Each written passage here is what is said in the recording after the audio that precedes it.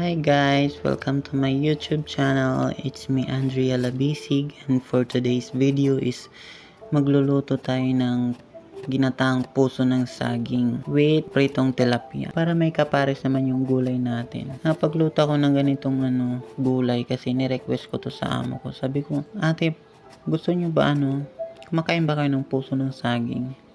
Sabi nila hindi.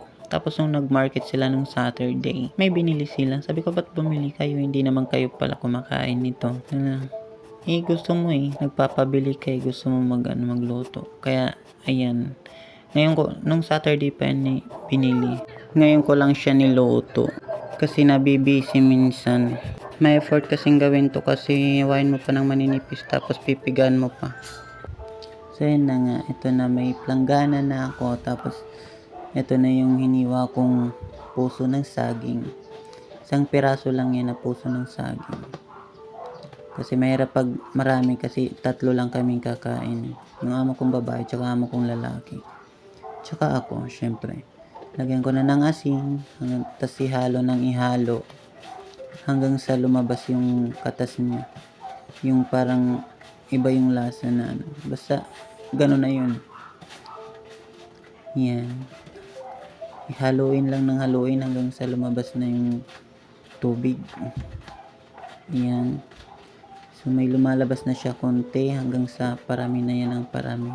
Mas maganda kasing ginaganito siya, yung parang inaano mo siya talaga sa asin. Kasi may pinasukan ako dati, naging amo ko. Ang gusto niya, pinapakuluan lang hanggang sa lumambot yung puso. Pinapakuluan siya sa tubig. Tapos pag lumambot na, dun nahihiwa, pipigaan tapos hinihiwa. Hindi naman natatanggal kasi yung yung ganyan, yung ganito niya. Tsaka parang ewan ko kung anong tawag dun sa Tagalog, yung masaplod. Ganon. Hindi natatanggal yung ganun, yung ganito niya pag pinapakuluan lang. May mapipiga ka, may makukuha dun, pero tubig lang yung tubig yung dun sa pinagpakuluan nyo. Hindi katulad nito, ganito karami yung nakukuha mo talagang niya, katas niya diyan sa puso ng saging. Kasi wala ka namang nilagay na ibang diyan, asin lang. Ayan marami yung dito nakuha.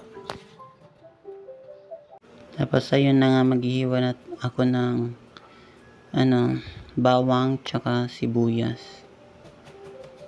Yan. Pwede naman to lagyan ng luya tsaka sili. Mas masarap pag may sili. Yung iba nito, pwede rin tong lagyan ng ng inihaw na isda. Depende na lang sa'yo kung anong gusto mo ihalo. Basta pwede naman yan haluan kahit ano. Pwede rin haluan ng dilis o kahit anong tuyo na na isda. Ganun. Tapos guys, ayan lang yung gagamitin ko, yung Coco Mama. Tapos ilalagay ko na dyan yung puso. Syempre hiwalayin ko muna. Para hindi naman ako mahirapan mamaya sa paghalo. Ayan.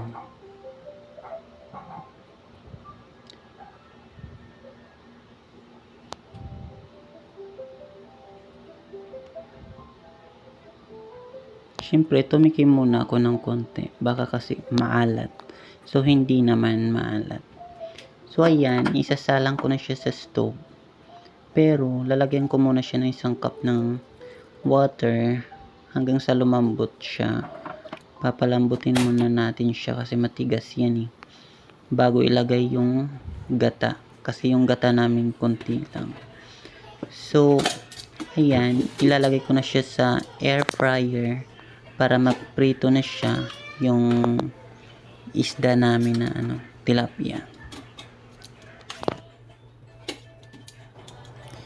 Ayan, nalapag ko na. Tapos syempre lalagyan ko na siya ng oil para hindi siya dumikit dyan sa air fryer. Nakikita niyo yung brown na yan.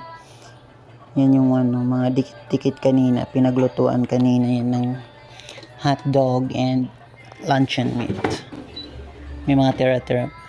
So yan, kailangan muna nating iset yan kung gaano yung temperature tsaka yung minutes, kung ilang minutes ang gusto nyo, kung gaano kataas yung temperature nya. So yan, kumukulo na ang aking puso ng saging. Yan. Halo-haloin ko muna para mahalo siya, para naman lahat lumambot, hindi yung iba malambot tapos may matigas pa. Tapos ayan na nga, natatawa ko dito kasi palipat-lipat ang aking pagluluto. Alam niyo ba kung bakit? Kasi bigla kaming naubusan ng gas, pero tuloy-tuloy din ang aking pagluluto kasi may maliit kami na gas. Ayan, for emergency, pag nawawalan ng gasol yung malaki, dito kami sa maliit nagluluto, kaya sa baba. Pero kailangan tingin-tingin muna kasi baka biglang sumulpot yung aking inaalagang baby. Pero buti na lang busy siya, kakapanood ng Cocomelon. That's her favorite palabas, charot, cartoons. Ayan, kumukulo na ang aking gulay na puso ng saging. So ayan, nilipat ko na naman siya. Nakakatawa.